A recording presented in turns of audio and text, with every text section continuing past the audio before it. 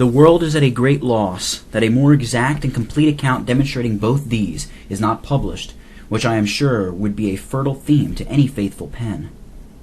But this not being my scope at present, but only to deduce the steps of the contendings of Christ's friends and his enemies, I must follow the thread of my narration.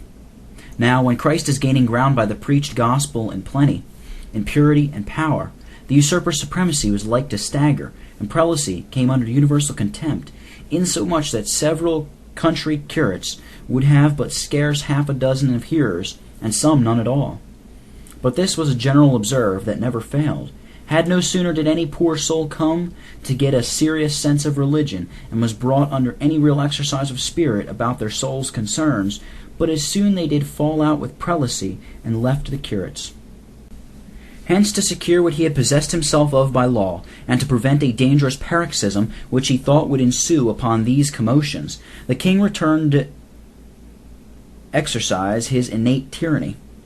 and to emit terrible orders, and more terrible executioners and bloody emissaries against all field meetings, which, after long patience, the people at length could not endure.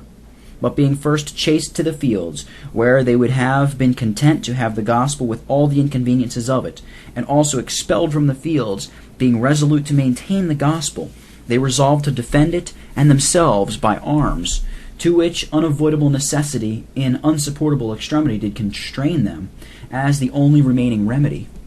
It is known for several years they met without any arms, where frequently they were disturbed and dispersed with soldiers, some killed, others wounded, which they patiently endured without resistance. At length the ministers that were most in hazard, having a price set upon their heads to be brought in dead or alive, with some attending them in their wanderings, understanding they were thus appointed for death, judged it their duty to provide for the necessary defense of their lives from the violence of their armed assaulters. And as meetings increased, divers others came under the same hazards, which enforced them to endeavor the same remedy, without the least intention of prejudice to any. Thus the number of sufferers increasing, as they joined in the ordinances of these persecuted meetings, found themselves in some probable capacity to defend themselves, and these much endeared and precious gospel privileges, and to preserve the memory of the Lord's great work in the land, which to transmit to posterity was their great design. And they had no small encouragement to endeavor it, by satisfying sweetness, and comfort they found in these ordinances, being persuaded of the justness of their cause, and of the groundlessness of their adversaries' quarrel against them. And hereunto also they were incited and prompted by the palpableness of the enemy's purposes to destroy the remainder of the gospel, by extirpating the remnant that professed it. Wherefore, in these circumstances, being redacted to that strait, either to be deprived of the gospel, or to defend themselves in their meetings for it, and thinking their turning their backs upon it for hazard was a cowardly, deserting duty, and palpable breach of covenant engagements, abandoning their greatest interest, they thought it expedient, yea, necessary, to carry defensive arms with them. And as for that discouragement from the difficulty and danger of it, because of their fewness and meanness, it did not deter or daunt them from the endeavor of their duty, when they considered the Lord in former times was wont to own a very small party of their ancestors, who in extremity jeoparded their lives in defense of reformation against very potent and powerful enemies. These, now owning the same cause, judged themselves obliged to run the same hazard, in the same circumstances, and to follow the same method, and durst not leave it unassayed, leaving the event to God, considering also that not only the law of nature and nations doth allow self-defense for unjust violence, but also the indissoluble obligation of their covenants to maintain and defend the true religion, and one another in promoving the same, made it indispensable to use that endeavor, the defect of which, through their former supiness, gave no small encouragement to the enemies.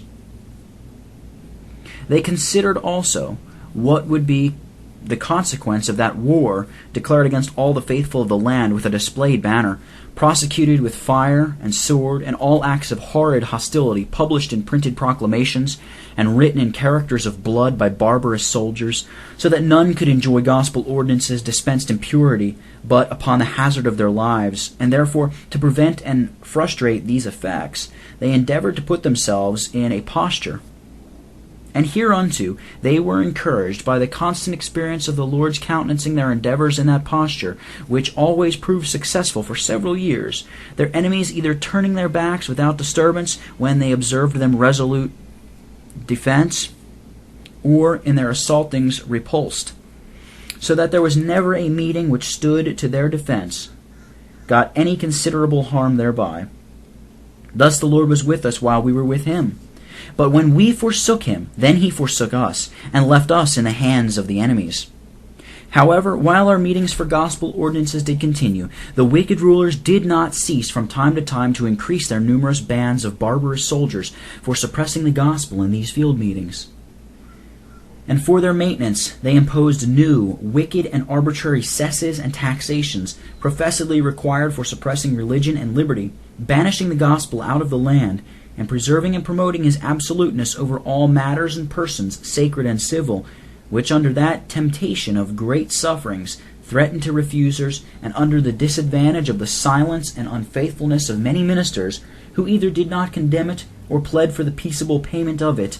many did comply with then, and far more since. Yet at that time there were far more recusants in some places, especially in the western shires, than compliers. And there were many of the ministers that did faithfully declare to the people the sin of it, not only from the illegality of its imposition by a convention of overawed and preliminated states, but from the nature of that imposed compliance, that it was a sinful transaction with Christ's declared enemies, a strengthening the hands of the wicked, an obedience to a wicked law, a consenting to Christ's expulsion out of the land, and not only that, but, far worse than the sin of the Gadarenes, a formal concurrence to assist his expellers by maintaining their force, a hiring our oppressors to destroy religion and liberty, and from the fountain of it in arbitrary power domineering over us, and oppressing and overpressing the kingdoms with intolerable exactions, that to pay it, it was to entail slavery on their posterity, and from the declared end of it, expressed in the very narrative of the act, that is, to levy and maintain forces for the suppressing and dispersing meetings of the Lord's people, and to show unanimous affection for maintaining the king's supremacy, as now established by law, which designs he resolved and would be capacitate by the grantors to effectuate by such a grant, which in effect to all tender consciences had an evident tendency to the exalterating the Lord Christ, to maintain soldiers to suppress his work and murder his followers. Yet all this time ministers and professors were unite, and with one soul and shoulder followed the work of the Lord, till the indulged being dissatisfied with the meetings in the fields, whose glory was like to overcloud and obscure their beds of ease, and especially being offended at the freedom and faithfulness of some, who set the trumpet to their mouth and showed Jacob his sins and Israel his transgressions, impartially without a cloak or cover, they being to make a faction among the ministers, and to devise how to quench the fervor of their zeal, who were faithful for God. But the more they fought to extinguish it, the more it broke out and blazed into a flame. For several of Christ's ambassadors, touched and affected with the affronts done to their princely master by the supremacy and the indulgence, its bastard brood and brat, being after long silence to discover its iniquity, and to acquaint the people how the usurper had invaded the mediator's chair, in taking upon him to depose, suspend, silence, plant, and transplant his ministers, where and when and how he pleased, and to give forth warrants and licenses for admitting them, with canons and instructions for regulating them in the exercise of their ministry, and to arraign and censure them at his courts for delinquencies in their ministry,